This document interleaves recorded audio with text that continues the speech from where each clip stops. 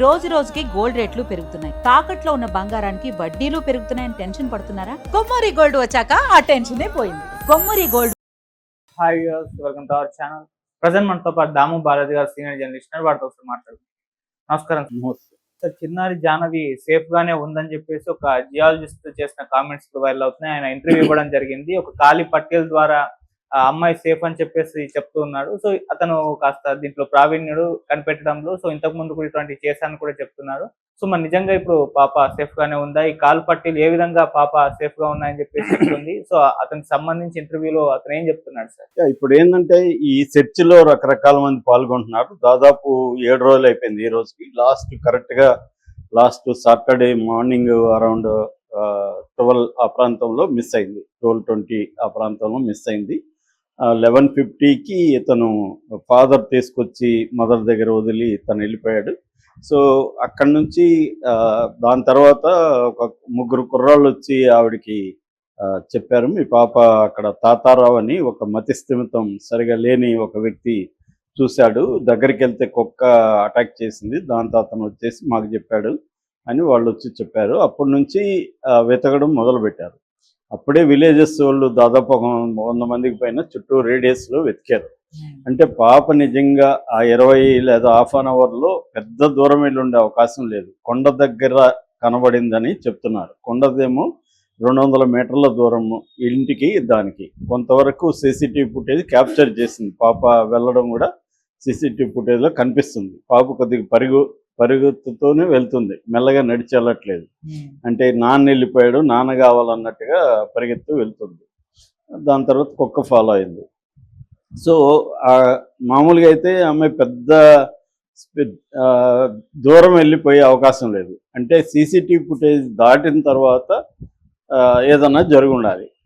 దాంతో ఏంటంటే కొండ చెరువులు ఉన్నాయి ఆ ఏరియాలో, కొండ చెరువులు ఏమన్నా చేసాయా లేకపోతే జంతువులు ఏమన్నా తీసుకెళ్ళాయా అనేది కన్ఫ్యూజన్. రెండోది పాపను ఎవరైనా ఎత్తుకుపోయారా, కిడ్నాప్ చేశారా అనే యాంగిల్ నుంచి పోలీసులు చూస్తున్నారు. అట్లాగే అక్కడ ఏమన్నా బోరుబాగు ఒకటి ఓపెన్గా ఉందని చెప్తున్నారు, దాంట్లో పడిందా అని కూడా చెక్ చేశారు, అక్కడేం లేదు. అలాగే కొన్ని ఓపెన్గా ఉంటున్న 1-2 బావులు, నీళ్ల కుంటలు అలాంటివి కూడా ఉన్నాయి, అవి కూడా చెక్ చేసేసారు. సో ఇప్పటివరకు ఎటువంటి ఆనవాళ్ళు దొరకలేదు. అయితే ఈ ఫెన్సింగ్ ఉంది ఈ తోటకి, పామాయిల్ తోటకి, ఆ ఫెన్సింగ్ దగ్గర ఈ అమ్మాయి హెయిర్, కుక్క హెయిర్ 2 కూడా వాళ్ళకి దొరికాయి పోలీసులకి. అంటే ఫెన్సింగ్ దాటింది. ఈ అమ్మాయి దాటిందా, ఎవరైనా తీసుకెళ్లారా, ఏదేమైనా ఫెన్సింగ్ అయితే దాటి బయటకు వెళ్ళినట్టుగా మనకి అర్థమవుతుంది.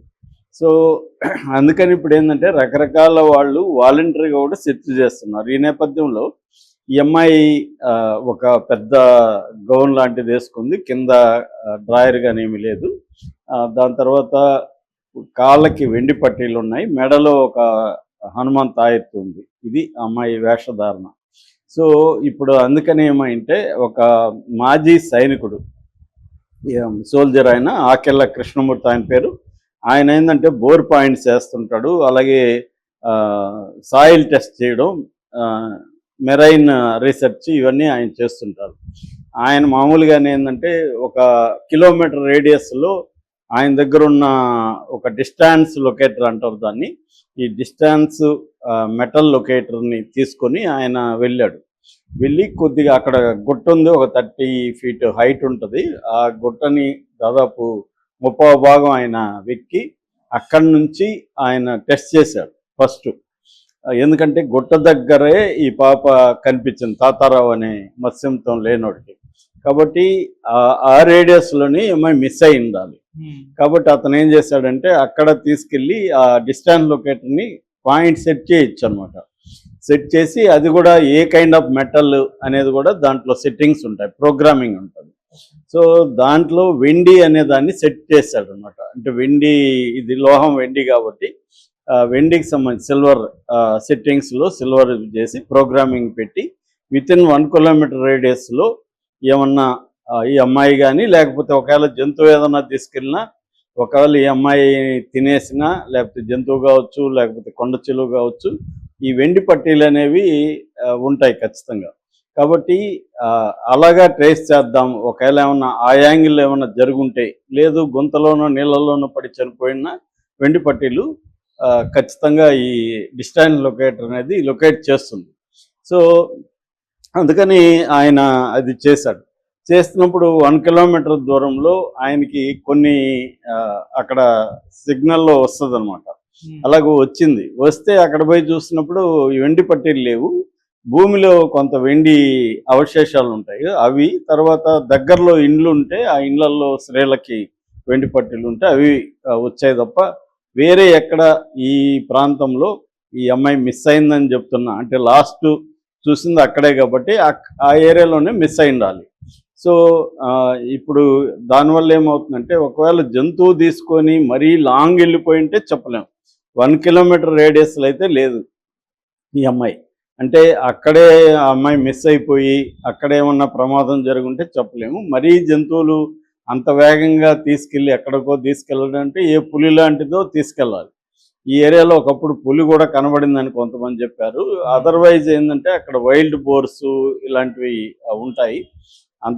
ఎందుకంటే అదంతా కూడా జనం తిరిగే ఏరియా. కాకపోతే కొండ గుట్ట మీదకి వెళ్ళినాక థిక్ ఫారెస్ట్ ఉందని చెప్తున్నారు. అక్కడేమన్నా జరుగున్నా కూడా ఈ రేడియస్లో దొరకాలి. అలాగా అతను 2-3 చోట్ల తిరిగాడు. సో అతనికున్న అనుభవం రీత్యా అతను ఏం చెప్తున్నా అంటే పాప ఖచ్చితంగా చనిపోలేదు. ఎందుకు చనిపోలేదంటే ఇది చనిపోయింటే ఆమె వెండి పట్టీలు దొరికేవి. ఈజీగా నా డిస్టెన్స్ లొకేటర్ ఖచ్చితంగా ఫైండ్ అవుట్ చేస్తుంది. కాబట్టి ఆ అమ్మాయి చనిపోలేదు అనేది నిర్ధారించవచ్చు. ఒకవేళ చనిపోయినా వెండి పట్టీలు ఎక్కడో చోట ఉండాలి కదా. కాబట్టి చనిపోలేదు అనేది అతను నిర్ధారిస్తున్నాడు. కాకపోతే ఎవరైనా తీసుకెళ్ళి ఉండే అవకాశాలే ఎక్కువ ఉన్నాయి. తీసుకెళ్ళిపోయింటే దగ్గరలో ఉండదు కాబట్టి ఈ డిస్టెన్స్ లొకేటర్ అనేది దాన్ని ఐడెంటిఫై చేయదు.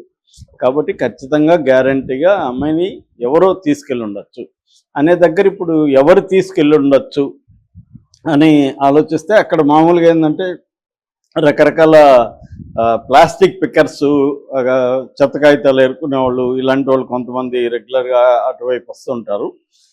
రెండవది అక్కడ జీడి పిక్కలు ఏరుకునే వాళ్ళు కూడా వస్తుంటారు.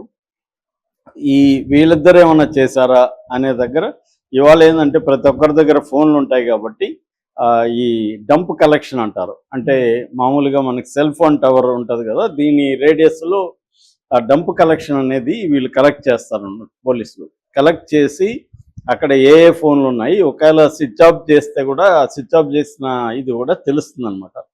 అక్కడ లోకల్స్ ఆ ఫోన్ నెంబర్లో పట్టుకొని వీళ్ళు వాళ్ళకందరికీ కాంటాక్ట్ చేసి ఇందులో లోకల్స్ ఎవరు, నాన్ లోకల్స్ ఎవరు. ఎందుకంటే వేరే ఒరిస్సా ప్రాంతం నుంచి వచ్చిన వాళ్ళు కూడా అక్కడ కూలీలుగా పనిచేస్తున్నారు. జీడి తోటల్లో, పామ్ ఆయిల్లో కూలీలుగా పనిచేసి వాళ్ళు 2 రోజులు ముందుగానే వెళ్ళారని చెప్తున్నారు.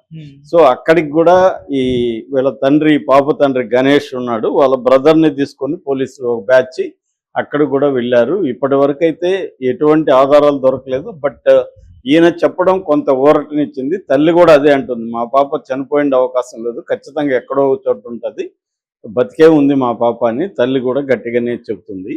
సో కుక్క కూడా 4 రోజుల తర్వాత వచ్చిందంటే లాంగ్ వెళ్ళి ఉండాలి. కుక్క కూడా మేబీ ఎవరైనా ఎత్తుపోయి ఉంటే వాళ్ళతో కూడా కుక్క ఫాలో అయ్యి వెళ్ళడం, ఇంకా వాళ్ళు ఏదైనా కొట్టడం, దాని నుంచి అది కొద్దిగా బెదిరిపోయి ఇంటికి రావడం అలాంటివి కూడా జరిగే అవకాశం ఉంది. ఎందుకంటే ఈ వితిన్ రేడియస్ అయితే కుక్కకి జియో ట్యాగ్ పెట్టి కూడా చూశారు.